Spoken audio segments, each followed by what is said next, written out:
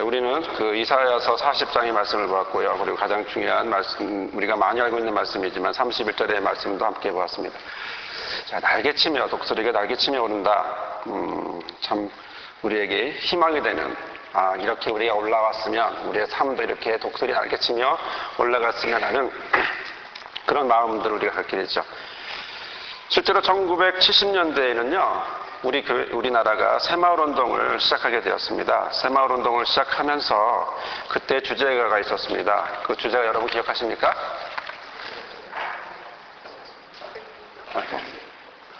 잘 살아보세요. 우리도 한번 잘 살아보세요. 아주 명언입니다. 이 고백이 진짜로 이루어졌죠. 이렇게 어느 분이 한국이 다시 한번 내가 더 그랬다 그러는 것 같은데요. 한국이 다시 한번 일어나려면 100년은 좋게 걸릴 것이다 그렇게 했는데 실제로 100년은커녕 50년도 안 돼서 우리나라가 세계 10위 정도 되는 나라로 또 섰습니다. 우리 관심이 뭐냐면 한번 잘 살아보자. 한번 끝까지 한번 잘 살아보자. 여기에 관심이 있었고 이것을 위해서라면 뭐든지 다 할 수 있는 많은 어려움이 있었지만 그럼에도 열심히 했었습니다. 그러나 이제 20세기가 지나고 21세기가 되고 있는 현재 무슨 시대라고 그러죠? 웰빙 시대라고 하는 이 시대에는 주제가 뭘까요? 잘 먹고 잘 살자. 잘 먹고 잘 살자. 지금의 주제입니다. 지금 우리의 관심은요. 어떻게든 잘 살아보자가 넘어서 이제는 잘 먹고 행복하자. 행복하자. 저와 여러분의 삶이 행복하자. 건강하자. 이렇게 얘기하고 있습니다. 자, 텔레비전을 보면 한쪽에서는 맛있는 음식, 어디 가면 맛있다 이런 음식 나오고 다시 한번 또 다른 채널을 딱 틀면 뭐가 나오죠? 먹었으니까 뭐 하라고요? 운동하라고 그러죠. 운동하라는 프로그램이 나옵니다. 그래서 요새 어제 같은 경우도 잠깐 봤는데 그 걷기 운동, 530 운동이라고 들어보셨나요? 일주일에 5번, 하루에 30분 이상 걸으면 많은 부분에서 건강해진다라고 하는 그런 이야기를 했습니다. 좋은 거 먹고 또 맛있는 거 먹고 또 지금은 옛날에는 없어서 못 먹었는데 이제는 먹기 싫어서 먹으면 살찌니까 옛날에는 먹기 위해 뛰었는데 그렇죠? 이제는 먹고 난 다음에 뛰는 우리 세상이 완전히 바뀌었어요.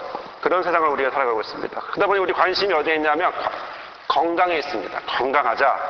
건강하기를 우리는 바라고 있습니다. 그런데요, 우리가 항상 건강하냐? 그렇진 않습니다. 우리의 관심이 건강에 있지만 우리의 건강은 실제로 그렇지 못할 때가 있습니다. 어디가 한 군데 딱 아파오면 여러분 그 아픈 곳이 그 아픈 곳만 영향을 미치는 것이 아니고 온 몸을 다 자극을 합니다. 예를 들어 그림으로 봐도 어디가 아픕니까? 이 사람이 어디 아파 보여요? 이가 아파 보이죠. 치통이 아픕니다. 여러분 치통 경험해 보셨죠? 경험하면 어떻습니까? 이만 아프고 나머지는 다 상관없이 내가 할 일 다 합니까? 그렇지 않죠. 요거 하나 아파도 살짝 아파도 하루 종일 끙끙대고 괴로워하고 힘들어하는 것이 이제 우리의 모습입니다. 다시 말씀을 드리면 한 곳이 약한 곳이 있어도 안 된다는 것이죠. 건강이라고 하는 것은 전체가 다 건강해야 된다는 것입니다. 우리의 몸이 이렇게 몸에 관심을 갖듯이 또 하나 우리는 어디에 관심을 갖게 되냐면 교회에도 이런 건강에 대한 관심을 우리가 점점 갖고 있습니다. 옛날에는 교회 성장, 7, 80년대의 영향 아래에 있었기 때문에 세상도 성장하고 교회도 성장하고 앞으로 쭉쭉 나가자, 교회도 부흥하자 이렇게 중심이 되었다면 이제는 그런 관점이 아니고 교회도 건강하자, 건강한 교회에 서 있고 싶다라고 하는 그런 소망들을 우리 모두가 갖게 되었습니다. 교회가 건강하다라고 하는 것은 곧 그 안에 구성원들 개개인이 다 건강하다라고 하는 의미가 있는 것이죠. 여러분 치통 하나 때문에 온몸이 괴로운 것처럼 한 사람이 아프면 한 지체가 아프면 교회 전체가 아픈 거하고 똑같습니다. 그래서 우리 관심을 어디로 들어가냐면 이제는 교회 건강이라고 하는 부분으로 우리의 관심을 갖게 됩니다. 우리의 몸이 건강하듯 교회도 건강해야 된다는 것입니다. 자, 여러분에게 멋있는 그림을 세 가지를 보여드리려고 그러는데요. 이 커다란 쇳덩어리, 저는 이 쇳덩어리를 볼 때마다 참 놀라운데요. 멋있죠?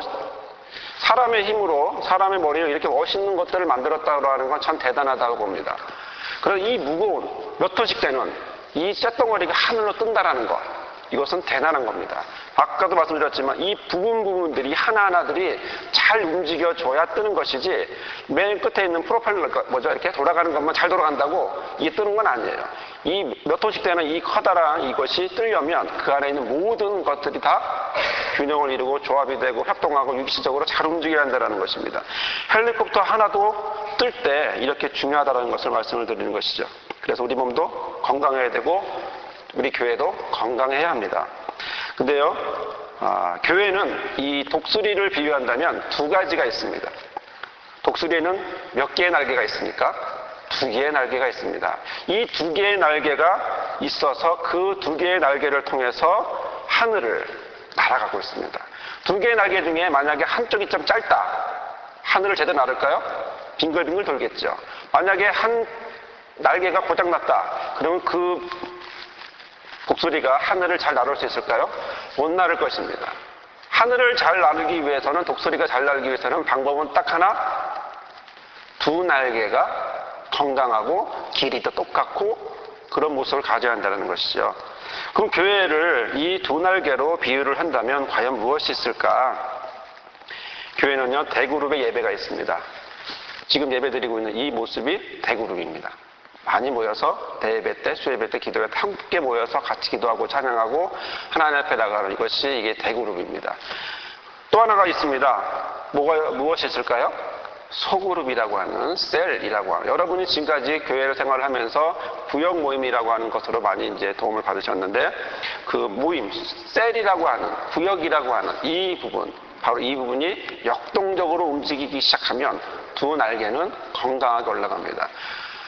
교회가 건강하다고 하는 것은 이 두 가지가 잘 되면 날개가 아주 쭉쭉 뻗고 그리고 하늘을 나를 때도 쫙 펴서 독수리 참 멋있게 날잖아요. 그렇죠? 참새처럼 막 이러고 나는 거 아니잖아요. 그렇죠? 한번 쫙 펴서 한번 하늘을 쫙 날아가고 기류 타고 날아가고 멋있는 독수리 모습을 하게 되는 것이죠. 우리의 소원은 바로 이런 모습을 하는 것입니다. 저와 여러분의 삶도 이런 모습을 되기를 바라고 또 우리 교회도 이런 모습으로 성장하게 하기를 원하는 겁니다. 우리가 앞에다 회복과 성장으로 라고 얘기를 써놨는데 이것은 그냥 구호가 아닌 우리의 목표고 우리의 기도 제목이고 저와 여러분이 누릴 하나님이 주실 당연한 은혜이라는 사실입니다. 이런 모습을 위해서 그 독일의 본부가 있는 NCD라고 하는 단체가 있는데 이곳에서 중요한 이야기를 했습니다. 밑에 한번 읽어보시면 질적으로 시작. 질적으로 건강한 교회가 반드시 양적으로 성장한다. 자연적 교회 성장이라고 하는 이론입니다. 질적으로 성장해야 양적으로도 성장한다. 여러분, 돈이 많다고 행복하나요? 그렇지 않죠. 그 안에 있는 사람이 행복해야 돈 때문에 돈으로도 행복을 더 누릴 수 있겠죠. 돈이 있고 없고가 중요한 것이 아니라 그 사람이 어떻게 의미를 부여하느냐, 삶을 어떻게 갖고 있느냐, 여기에 행복의 가장 주안점이 있는 것입니다. LCD라고 하는 자연적 교회 성장은 질적으로 건강한 교회만 반드시 양적으로 성장할 수 있다. 양적으로 팽창해 있다고 건강한 교회냐? 그런 건 아니라는 것이죠. 지금 우리가 몇 가지의 이제 이야기를 보려고 합니다.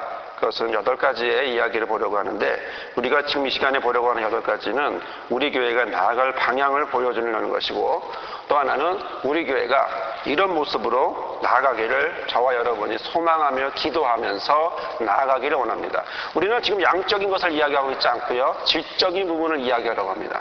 목사님과 함께 8가지의 이제 관계를 이야기할 텐데 우리 담임 목사님과 함께 매주 하나씩 이제 이야기를 해나갈 것입니다. 이 이야기를 해나가는 것은 뭐냐면 지금은 어떻게 말하면 개론적인 이야기를 하는 것, 짧게 이야기를 하는 것이고 부분마다 자세한 이야기를 하게 될 텐데 이 자세한 이야기를 통해서 목사님과 이제 4명의 교역자들이 2개씩 맡아서 이제 이 부분을 이제 다음 주부터 자세하게 이야기를 하게 될 것입니다. 교회에는 여러 가지가 필요한데 그 중에 이 질적인 부분에서 무엇이 필요한지 여러분 한번 보시기 바랍니다. 첫 번째 읽겠습니다. 시작. 지도력, 사역, 영성, 조직, 예배, 소그룹, 전도, 관계 이 8가지가 필요합니다. 8가지 이것이 성장할 때, 질적으로 성장할 때 우리의 모습은 회복과 성장으로 나갈 수 있고 주 안에서 두 날개가 펴진 모양으로 나갈 수 있습니다. 하지만 그냥 지도력이 아닙니다. 그냥 사역도 아니고 영성도 아니고 그냥 조직도 아닙니다. 앞에 수식어가 있어요. 이 수식어가 중요해요. 어떤 지도력이냐, 어떤 사역이냐, 그리고 어떤 조직과 어떤 예배고, 어떤 소그룹이며, 또한 어떤 전도이며, 어떤 관계이냐, 이것이 중요하다는 것입니다. 그 8가지 앞에 수식어는 바로 이런 모습입니다. 같이 읽겠습니다. 시작. 사역자를 세우는 전도력, 저지도력, 은사 중심적 사역, 열정적 영성, 기능적 조직, 영감 있는 예배, 전적 소그룹, 필요 중심적 전도, 사랑의 관계. 모두 8가지입니다.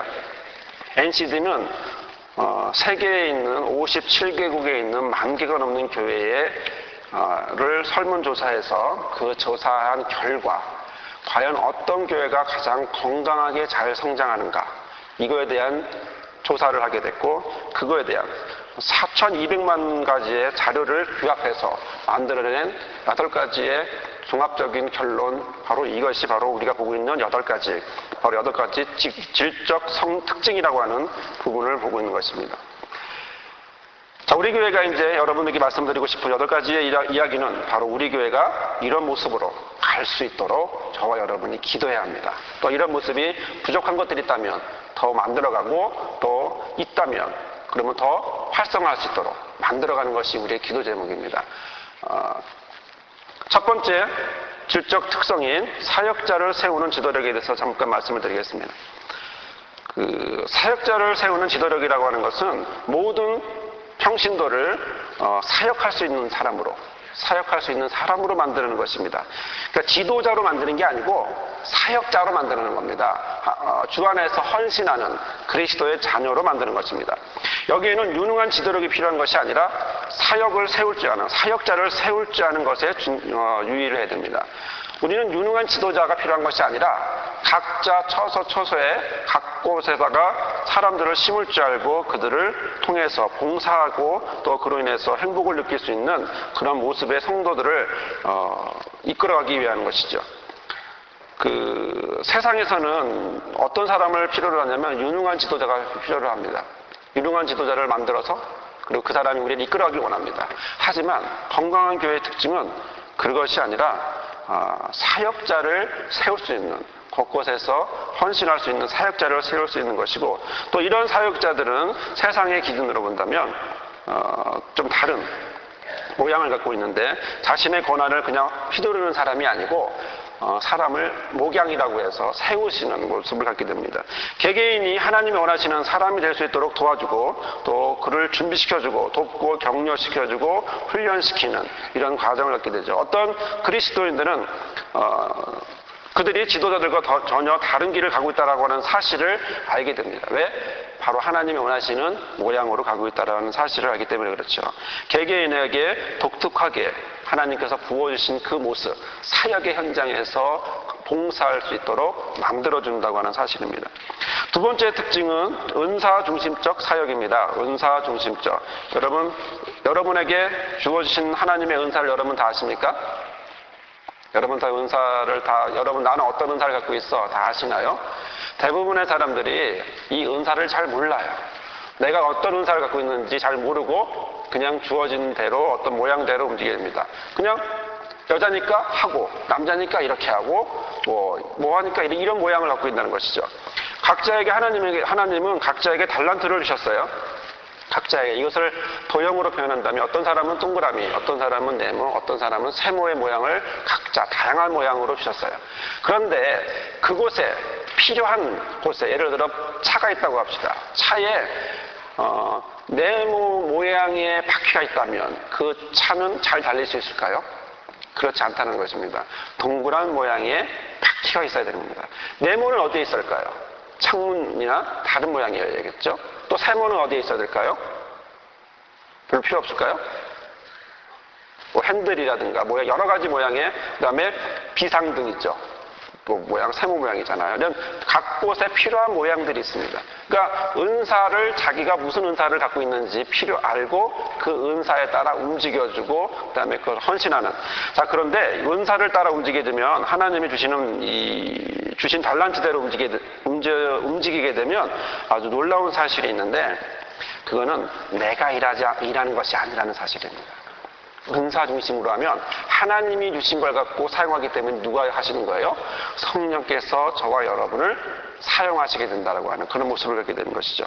성령께서 여러분 안에서 일하신다라고 하는 그냥 단순히 평범한 사람의 모습이 아닌 정말 하나님의 귀한 일꾼으로서의 사역자로서의 모습을 갖게 된다는 것입니다. 세 번째 질적 특성은 열정적 영성입니다. 이 말이 좀 다소 추상적일 수 있습니다. 그러나 독특하고 중요한 표현입니다. 이것은 영성이라고 하는 것은 표현 방법을 말하는 게 아닙니다. 여러분, 어떤 일에든지 사람은 열성이 있는 사람이 있습니다. 열심히 있는 사람들이 있어요. 같은 모습도 어떤 사람은 열심히 있는 사람이 있고 어떤 사람은 열심히지 않은 사람이 있습니다. 실제로 헌신하면서 또 헌신적이고 또 믿음적으로 뜨겁게 열심히 있는 사람이 있는가 하면 정반대의 모습이죠. 교회에서는 프로그램이 중요하지 않습니다. 목회를 이렇게 준비하면서 이렇게 여러 가지 자료들을 보면서 세미나를 보면서 많은 목사님들이 이구동성으로 하는 게 뭐냐면 한마디 하고 있습니다. 프로그램화 시키지 마라. 어떤 목회의 어떤 방법도 프로그램화 시키지 마라. 무엇이 중요하다는 겁니까?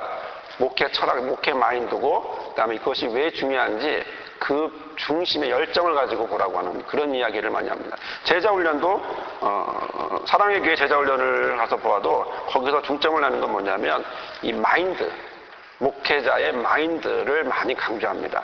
프로그램으로 되면 6개월 지나면 또 새로운 프로그램이 나오고 또 바꾸고 그래서 어느 목사님들은 프로그램에 아주 집착하다 보니까 우리 목사님 프로그램 어느 세미나 갔대. 그러면 이제 준비합니다. 이번에 뭘 갖고 오실까? 하지만 6개월 지나면 또 사라지죠. 그런 모습을 하는 것이 아니라 제일 중요한 건 뭐냐면 목회적으로 과연 무엇이 어떤 마인드가 필요한 이런 어떤 마인드를 얘기하는데 방법을 얘기하는 것이 아니라 방법은 2차적이고 중요한 것은 바로 그 안에 어떻게 할 수 있는가. 그래서 그 차도 아무리 좋은 차도 휘발유가 없으면 어떻게 되죠? 가동할 수 없죠. 이 에어컨도 전기가 없으면 가동할 수 없죠. 그렇죠? 눌렀으니까 가능한 거 아니겠습니까? 마찬가지입니다. 저와 여러분도 바로 이런 모습이 열정이라고 하는 모습이 필요합니다. 그래서 속담에 이런 말 있지 않습니까? 평양감사도 제 싫으면 그만이다라는 것이죠. 열정이 있어야 합니다. 여러분이 갖고 있는 것에 열정이 있으면 그것을 가지고 최선을 다할 수 있습니다. 자, 네 번째 특징은 기능적인 조직입니다. 자, 우리는 관심이 참 많습니다. 겉에 대한 관심이 많은데 이 교회 모양도 뭐 옛날 교회보단 깨끗한 교회, 멋있는 교회, 새로 진 교회 그런 데 가고 싶어 합니다. 그런데요, 조금 지나면 실증을 내게 되는데 걱정이 되게 되는데 그게 뭐냐면 겉모양이 중요한 것이 아니라 뭐에 중요하게 여겨지게 되죠? 내용에 중요시 여기게 됩니다. 그 내용. 과연 이 교회, 내가 가지고 있는 이 교회가 어떤 교회냐, 어떻게 나를 은혜 속에 살 수 있게 해주는 것이냐라고 하는 그런 관심을 갖게 됩니다. 그런데 어느 단체든 조직이 있게 마련입니다. 이 조직을 과연 어떻게 활용할 것이냐는 것인데 교회 조직 자체가 절대적인 목적이 될 수 없습니다. 오히려 그 조직은 교회를 있게 하고 그 단체를 있게 하는 부수적인 수단이라고 하는 사실입니다. 그런데 우리는 그 조직을 이끌어가기 위해서 너무나 많은 에너지를 활용하죠. 요즘은 많은 교회들이 많은 변화를 많이 갖고 있는데요. 완도의 성광교회라고 하는 교회가 있는데 그 교회는 기능적인 조직을 많이 활용하는 교회입니다. 거기에는 지금 우리 예를 들어 크게 잡아서 얘기하는 게 아니라 자세하게 꼼꼼하게 이제 기능적인 조직들을 만드는데 구체적인 예로 어떤 게 있냐면 김장위원회가 있습니다. 김장위원회라는 말이 좀 처음 듣는 얘기죠. 이 김장위원회 위원장은 뭐 하는 거냐면 1년 내내 김장만 생각해요. 교회에 김장을 얼마나 잘할 수 있을까? 이것만 생각하는 겁니다. 물론 그분이 뭐 다른 거 안 하겠습니까? 구역 정도 하고 다 하겠죠. 그러나 가장 관심 있는 거 왜요? 그분은 김장만큼 그래서 혼자 하는 것이 아니라 김장위원장이 되면 그러면 자기와 함께할 사람들을 데리고 와서 같이 하는 거죠. 이 교회의 특징은 그 여신도 남신도의 모양이 이제 사라졌습니다. 그리고 오직 조직위원 모양으로 기능적인 그리고 그것이 언제 주로 필요합니까? 1년 내내 필요합니까? 아니요. 그때만 필요한 것이죠. 그러니까 김장, 위원장 밑에 뭐가 있겠습니까? 무 담당하시는 분, 고추 담당하시는 분, 배추 담당하시는 분, 그다음에 시간적 어떻게 이런 기능들이 다 나눠져 있어요. 그러니까 조직이 이런 모양. 그런데 필요하면 사용되고 또 필요하지 않을 때는 없어지는. 우리가 상반기에 했던 그 부활절 때도 그랬고요. 그다음에 상반기에 사랑 축제도 역시 마찬가지죠. 일반적으로 해왔던 모양이 아니라 이번에는 구약제장 중심으로 기능적인 모양을 만들어서 진행위원을 만들고 그런 과정들을 만들었던 것도 그렇다고 그 위원들이 지금도 존재합니까? 지금은 존재하지 않죠. 그죠? 그때 힘을 다해서 함께 협력할 분들이 필요했기 때문에 그렇습니다. 중요한 것은 그럼으로 인해서 그분들에게 있어서는 많은 기쁨을 얻게 된다는 거는 사실을 그런 사례들을 보면서 많이 보게 됩니다. 다섯 번째 특징은 뭐냐면 여기서 보다시피 영감 있는 예배입니다. 영감 있는 예배라고 해서 그 영감이 아니고 영적인 영감입니다.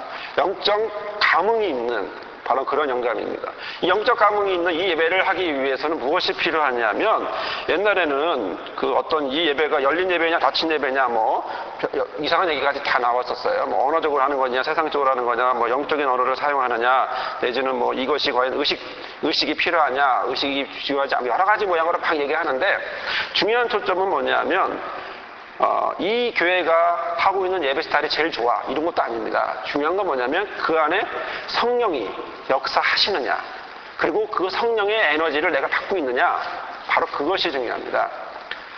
그 SK 주유소 선전을 CF를 보면요 그 빨간 모자 쓴 아가씨가 뭐하죠? 차가 달리면 뒤에 따라 뛰잖아요. 뛰다가 필요하면 뭐예요? 딱 주의하고 그렇죠? 상징적인 그림이지만 이런 필요에 따라 은혜를 받는 건 그런 말은 아니지만 그러나 내가 교회에 와서 예배를 하면서 그 예배 가운데 내가 그냥 멍하니 한 시간 앉아 있느냐 아니면 은혜를 사모하며 내가 은혜 받으며 그것을 가지고 그냥 대표기대 말로만 내가 새 힘을 갖고 일주일 살아가게 되는 것이 아니라 정말로 일주일 살아가게 하는 그런 모습을 하느냐 이게 중요하다는 것입니다. 여러분들 그 예배 시작하면서 예배 끝날 때까지 어디에 많이 은혜 받으십니까? 말씀에 은혜 받을 수도 있습니다. 찬송에 은혜 받을 수 있습니다. 또 대표기도에 은혜 받을 수도 있습니다. 그렇죠?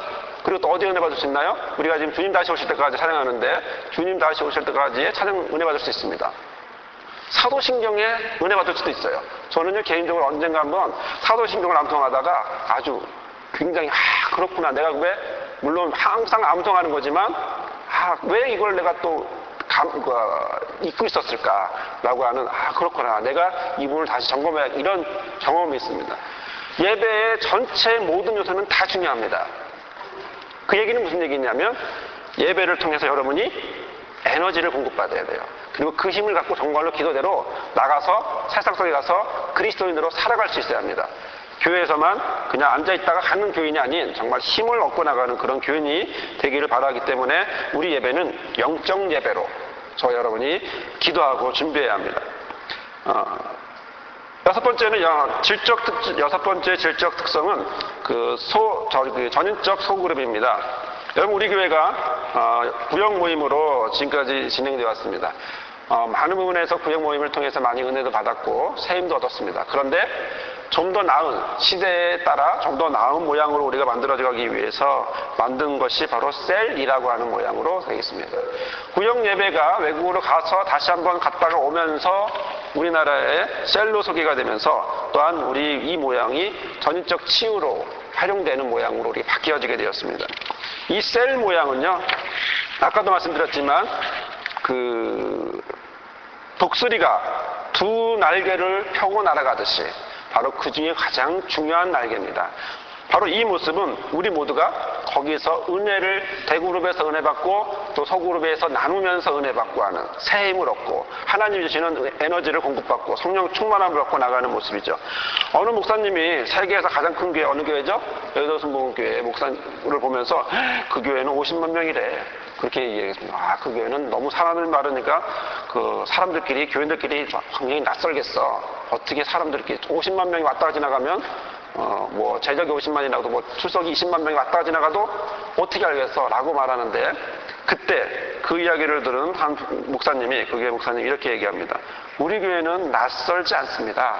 50만 명을 다 아느냐? 그게 아니라 각각 구역이 속해 있어서, 각각 셀 구역이라는 곳에 속해 있어서 그 구역 안에서 모여서 자신의 충분한 이야기들을 나누고 은혜 받고 힘을 얻고 다시 나가게 되는 모양을 하게 된다는 것이죠.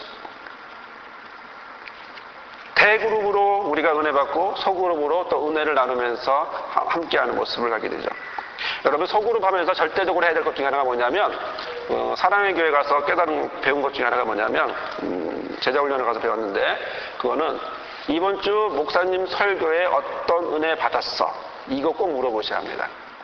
왜냐하면요, 설교를 통해서 여러분들이 주로 이제 은혜를 많이 받게 되는데, 그냥 앉아있는 것과 설교 그 이야기를 구역 모임 때나 셀 모임 때 말하려고 하면 뭘 합니까? 관심 있게 듣겠지요. 이게 중요한 겁니다. 하나님의 말씀이 강단에서 선포됐는데 내 편견이나 내 생각으로 그걸 판단하지 않고 저 말씀을 내가 하나님 말씀을 받아들이고 내가 한 주 동안 살아가려고 고민을 하고 그 다음에 받아들인다면 그 말씀에 대해서 내가 어떻게 생각해야 됩니까? 내가 이 말씀 중에 전체 말씀을 다 암기하지는 못해도 교회를 나가면서 절반을 잃어버린다 할지라도 내 이 말씀만큼은 내가 보여잡고 한 일주일을 살아야지 라고 하는 그런 갈망하는 마음으로 설교를 들어야 되고, 그걸 들으면 어디서 나눠야 됩니까? 소그룹에서, 그 셀이라고 하는, 구역이라고 하는 소그룹에서 그 이야기를 나눠줘야 합니다. 그 이야기를 나누니까 다시 한번 생각하죠. 그리고 다시 한번 생각하니까 다시 한번 그 은혜를 생각하죠. 근데 그 얘기를 안 하고 주일날 예배만 딱 드리고 그냥 잊어버리면 그 말씀이 힘이 되질 않아요. 내가 이번에 어떤 은혜를 받았는지, 즉 관심이 어디에 있냐면 은혜 받은 관심에 있기 때문에, 은혜를 받고자 원하는 이 소망에 관심이 있기 때문에 여러분들 꼭 구역 예배 하실 때도, 구역 모임을 하실 때도, 구역 나눔을 하실 때도 꼭 하셔야 될 이야기 중 하나는 뭐냐면, 이번 주 예배를 통해서 목사님 말씀을 통해서 이런 은혜 받았어 라고 서로 이야기를 해주셔야 합니다. 그리고 그런 모습 나누다 보면 지금 우리 양육반에서는 이제 그런 모습을 하고 있죠. 굉장히 은혜가 되고 있고요. 내가 이렇게 깨달았는데 저분은 다른 것을 깨닫고 있구나 라고 하는 그 모습을 알게 되거든요. 자, 7번째는 소위 그래서 이제 소그룹의 가장 중요한 것은 뭐냐면 가족입니다. 가족 개념입니다. 가족처럼, 가족가치를 넘어서 아예 가족입니다. 다른 사람보다도 더 친한 것이 그 소그룹에 있는 사람들의 모습이죠. 그 공동체 안에 있으면 새신자가 들어오면 양육해주고 책임져주고 리더로 자랄 수 있게 해주고 복음을 전해주고 세상으로 다시 나갈 수 있도록 힘을 주고 그 힘을 갖고 다시 나가는, 이게 형식화되지 않고 역동적으로 되면 우리 모두가 거기에서 은혜 이제 힘찬 매일매일의 삶을 살 수 있게 되는 것입니다. 7번째 질적 특징은 필요 중심적 전도입니다. 말이 좀 애매하죠. 필요 중심적 전도. 이게 무슨 말일까? 간단합니다. 내가 전도하고 싶은 이 사람이 필요한 게 뭐냐? 이 사람의 욕구가 뭐냐? 이 사람에게 내가 무엇을 해주면 이 사람이 전도될 수 있을까? 여기에 초점이 있는 것입니다. 이 사람이 지금 가정 때문에 고민하고 있어요. 근데 다른 거 얘기해봤자 아무 소용없습니다. 지금 자녀 때문에 고민하고 있어요. 그 자녀에 대한 이야기를 해줘야 된다는 것이죠. 지금 물질 때문에 고민하고 있어요. 그렇다고 우리가 물질을 갖다 줄 수는 없습니다. 그러나 물질에 대한 해결 방법이든가 아니면 같이 기도해 준다거나 그런 부분이 필요합니다. 그러니까 이 사람이 무엇이 필요한지 이 부분이 필요합니다. 성장하는 교회의 관심은요, 어디에 있냐면 밀어붙이기식의 어떤 전도보다는 어디에 관심이 있냐면 그 불신자들이 얼마나 의문이 많아요. 욕하기 위해서 의문이 있는 게 아니라 정말 궁금해서 예수 믿는 사람들은 왜 제사 안 지내? 이런 간단한 질문부터 시작해서 많은 질문들을 하거든요. 근데 다 필요 없어. 무조건 교회 나오면 돼. 그러면 그 사람들에게 있어서 욕구가 채워지지 않기 때문에 점점 멀어지게 되죠. 필요 중심적 전도라고 하는 것은 그 사람의 필요를 채워주면서 그들에게 다시 복음을 주는, 어제같이 그 생명구역이 계시지만 생명구역 갔더니 어느 분이 이렇게 그 열린 모임에 오셨어요. 그 열린 모임에 오셨을 때 그 자매의 관심은 어디에 있냐면 자녀에 있었어요. 근데 그 자녀에 대해서 우리 한 집사님은 끊임없이 사랑을 보여주는 거예요. 처음에는 이 사람이 왜 우리 애들 사랑해주지? 라고 생각했대요. 그런데 시간이 지나니까 어떻게 했어요? 이 사람이 거짓말이 아니구나 라고 바뀌어지게 되고 그러면서 자연스럽게 그 열린 모임으로 오게 되었다라고 하는 이야기를 들었습니다. 또 그분 입에서 어제 직접 들었는데요. 결국 그분에게 원하는 바로 그 필요한 부분을 채워주는 것이 바로 중요합니다. 마지막 8번째, 사랑의 관계입니다. 이 관계라고 하니까 다소 어색한 표현일 수도 있습니다. 그러나 중요한 것이 있습니다. 그것은 성장하는 교회는 정체하거나 쇠퇴하는 교회에 비해서 사랑 지수가 눈에 띄게 높다라고 하는 것입니다. 여러분들은 이상한 식의 생각할 수 있고, 우리가 좀 이 용어에 대해서 어색하게 생각할 수도 있습니다. 이런 용어를 쓰다니 뭐 다른 표현도 있을 텐데 라고 하지만 이 사랑을 체크하는 것, 사랑에 관심 있는 것. 어느 권사님이 전도에 관련된 간증을 하기 위해서 어느 권사님이 그 다른 교회를 갔는데 그 권사님이 이제 그 전도를 말하기 전에 기도를 시작하잖아요. 기도를 시작하는데 한 5분 정도 기도를 했나 보죠. 그런데 그 중에 4분은 자기 교회래요. 자기 교회 자랑, 자기 교회 목사님, 자기 교회, 그 다음에 뭐 이런 모든 것들을 자기 교회 하고 나머지 1분 동안은 전도에 관해서 잘 말하게 해주세요. 이 얘기를 했답니다. 이 사람의 모든 관심은 어디에 있습니까? 자기 교회. 무엇이 중요하기 때문에 그렇죠? 자기 교회가 가장 중요하기 때문에. 그래서 어딜 가도 자기 교회 자랑만 하는 겁니다. 그러니까 여러분들이 만약에 NCD에서 설문을 하게 되는데 이 설문하게 되면 그 중에 하나가 사랑의 관계를 형성하게 되는데 사랑의 관계를 어떻게 이야기하냐면 얼마나 자주 만나느냐, 교회 외에도 얼마나 자주 만나느냐, 식사를 많이 차를 자주 마시느냐, 그리고 교회에 대해서 칭찬이 많으냐, 욕이 많으냐, 그리고 사역하는 평신도들에 대해서 다른 사람들에 대해서 얼마나 사랑의 마음을 갖고 이야기하느냐 아니면 질책의 말을 갖고 이야기하느냐 이런 부분들에 대해서 체크를 하게 됩니다. 이런 것들을 체크하다 보면 이제 그 교회가 얼마나 사랑 지수가 높은지 사랑 관계가 높은지를 알게 되죠. 여러분 사랑하는 사람 만나면 웃습니까? 화냅니까? 당연히 웃습니다. 그러니까 사랑한다는 얘기는 그만큼 좋은 얘기, 기쁜 얘기를 할 수밖에 없는 거죠. 그러니까 교회가 끈끈한 정이 있다라고 하는 얘기는 뭐냐면 사랑이 있다라고 하는 것은 결국 웃음이 넘친다라는 것이고 웃음이 넘치면 그런 파장들이 옆에 사람에게 다 넘어가기 때문에 전체적으로 모양이 업되는 모양이 되는 것이죠. 여러분 우리는 지금 8가지의 모양을 질적 특성에 대해서 살펴봤습니다. 이것은 개별적으로 있는 것이 아닙니다. 보완적입니다. 상호적입니다. 하나만 잘 된다고 다 잘 되는 게 아닙니다. 여러분 몸이 아까도 말씀드렸지만 다 좋은데 치통 하나, 이 하나 나쁘면 그러면 온몸이 힘듭니다. 그날 하루 종일 힘듭니다. 마찬가지입니다. 내가 갖고 있는 이 영적인 부분이 우리 교회가 갖고 있는 영적인 부분이 이 8가지 중에 어느 부분이 좋은지 또 이것은 서로 상호적인 것이기 때문에 서로 연관을 가질 수 있는 것이죠. 이런 유기체적인 관련을 갖고 있는 이 8가지에 대해서 우리가 지금 이야기를 나눴는데 우리는 지금 어떤 마음을 가져야 되냐면 하나님 우리 교회가 이런 모양의 교회가 되도록 우리는 저와 여러분은 기도해야 합니다. 저와 여러분은 이 모양이 점점점 많아지도록 점점점 충만해지도록 이런 모양으로 성장해지도록 지금까지 없었다? 중요하지 않습니다. 앞으로가 중요합니다. 앞으로 이런 모양이 되도록 우리가 기도해야 되고 그리고 그런 모양으로 우리 교회가 성장할 수 있도록 저와 여러분이 우리 교회를 위하여 기도하고 또한 사랑의 표현을 하고 또 헌신하고 하는 모습이 필요합니다. 건강한 교회는 누가 있다고 하는 것입니까? 건강한 성도들이 있다고 하는 사실입니다.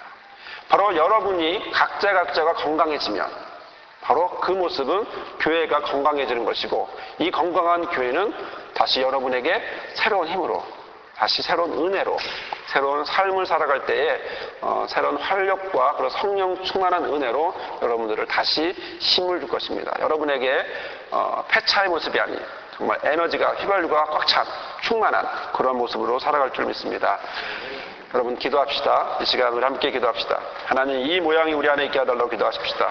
하나님 이 모양이 두 날개로 날아가는 이 모양이 대그룹과 소그룹의 모양으로 날아가는 모양이 그리고 이 8가지의 모양이 우리 안에 있게 해달라고 기도합시다. 그래서 주님이 세우시는 더욱 아름답고 또 기뻐하시는 모양이 되고 또 저와 여러분은 주 안에서 회복과 성장으로 나가는 은혜가 있게 해달라고 이 시간 주여 한번 외치고 기도하겠습니다. 주여